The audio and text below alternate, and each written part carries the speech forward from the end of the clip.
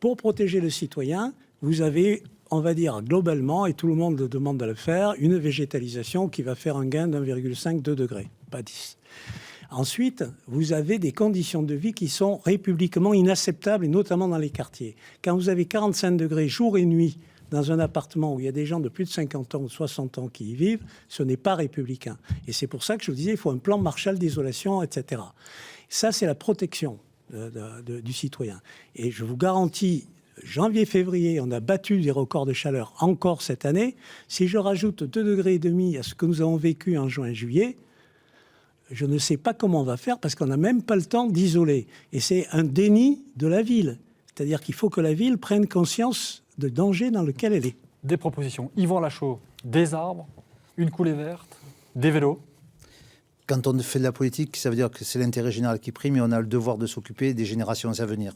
Comme vient de le dire Daniel Richard, on sait très bien qu'on a des périodes très compliquées de réchauffement. Donc plusieurs points, vous les avez cités.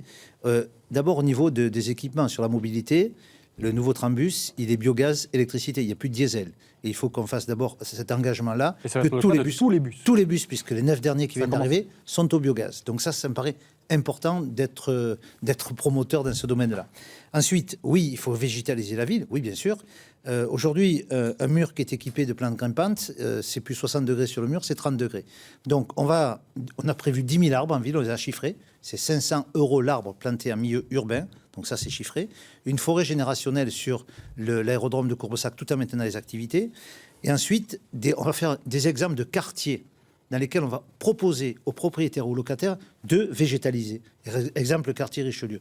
Et vous le disiez, pour ne pas être trop long non plus, un plan important au niveau de la mobilité douce, puisqu'on a prévu 40 km de pistes cyclables avec des vélos libres, c'est chiffré, 800 000 € à l'année, et l'autorisation que nous avons donnée d'utiliser les voies du trambus pour justement en piste cyclable. Donc cette cohabitation-là, donc voilà, je pense que c'est quand même un plan important.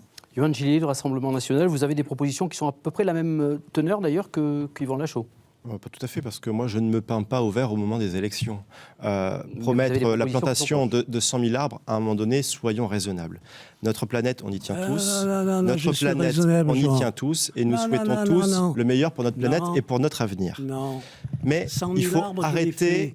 Attendez, vous réagirez. On reviendra avec vous, monsieur Richard. Il est un peu dans la provocation. Il faut arrêter... Il m'a déjà eu 2 fois, il n'y aura pas une troisième. Excusez-moi, mais si les vérités vous dérangent tous... Non, c'est pas une vérité. Laissez-le s'exprimer, messieurs, s'il vous plaît, c'est un débat. Contre-vérité qui me dérange. Monsieur Gillier, l'écologie, il ne faut pas mentir aux électeurs. Évidemment qu'il faut agir. Nous proposons de rénover les bâtiments communaux qui sont énergivores. Mais celles et ceux qui étaient aux manettes auraient pu le faire avant.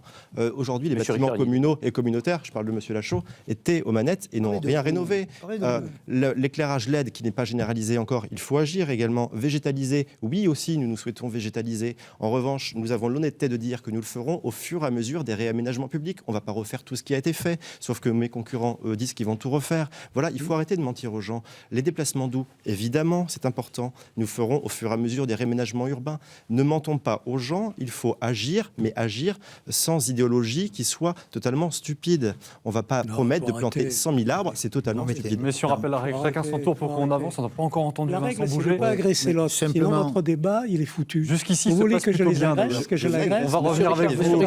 Attendez, on laisse parler monsieur Bouger, s'il vous plaît. Chacun son tour, et après on fera un complément. Monsieur Bouger. Tout le monde veut planter des arbres quasiment. Est-ce que Vincent Bouger, vous avez d'autres propositions? Oui, évidemment. Pas que. Non, d'abord, il faut quand même dire que c'est un sujet sérieux et qu'il ne faut pas être ni dans l'invective ni dans la surenchère sur ces questions-là, parce qu'elles sont trop importantes. Et il ne faut pas non plus en faire uniquement un argument électoral. Nous avons, avec les élus du Front de gauche à la ville et à l'agglo, depuis des années, dénoncé tous les projets qui allaient contre cet enjeu climatique. Avec la gare de Manduel, qui est une ineptie en termes de transport et en termes écologiques, avec Magna Porta, qui va ajouter de l'imperméabilisation des sols, avec l'augmentation des tarifs des transports en commun, puisque M. Fournier et M. Lachaud l'ont voté et ont fait augmenter, et donc ont fait diminuer la fréquentation des tarifs, des tarifs des transports en commun. Donc, ces combats-là, nous allons les mener avec sérieux, encore en responsabilité. Évidemment, il faut végétaliser la ville, les plantes grimpantes, les arbres, les points de fraîcheur. Évidemment, il faut isoler, et il y a des dispositifs qui peuvent aider au niveau national, au niveau européen et au niveau régional avec le dispositif SPIR. qui vient d'arriver. Évidemment, il faut relancer très fortement une politique de transport et de mobilité en commun, en essayant d'augmenter le réseau, les amplitudes horaires, en allant vers la gratuité et travailler beaucoup les mobilités. Tous. Monsieur Richard, vous souhaitiez réagir tout à l'heure. Oui. Monsieur Gillet, Je c'est veux à Monsieur Richard de parce que réagir. Je les entends tous les deux parler de l'écologie comme s'ils avaient 10 ans d'écologie, comme s'ils avaient fait des chantiers d'écologie. Parlez de C'était qui, incroyable. De vous, de Monsieur Gillet. Je ne vous ai pas attendu pour travailler à Nîmes et pour faire de Écoutez, l'écologie. monsieur, je parle pas de vous, je parle de votre parti, le Parti communiste, qui depuis 30 ans ou 35 ans, je suis écologiste, je ne l'ai pas vu beaucoup sur les manifestations nucléaires, incinérateurs, etc. Revoyez vos fiches. Donc, ce qu'il y a, c'est que À Nîmes, en tout cas, il nous faut étions une présents forte et vous non. compétence, Ne parlez et pas pas tous en même temps, simplement parce du que- greenwashing. Il faut vraiment des fortes compétences pour régler tous ces problèmes.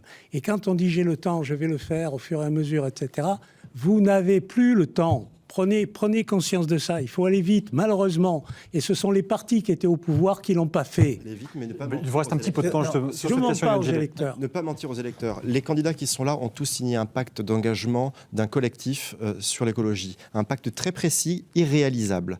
Bien sûr que moi aussi je veux agir en matière d'écologie, mais il ne faut pas mentir. Vous n'avez Et pas puis signé ensuite, on parlait des véhicules électriques, je suis désolé.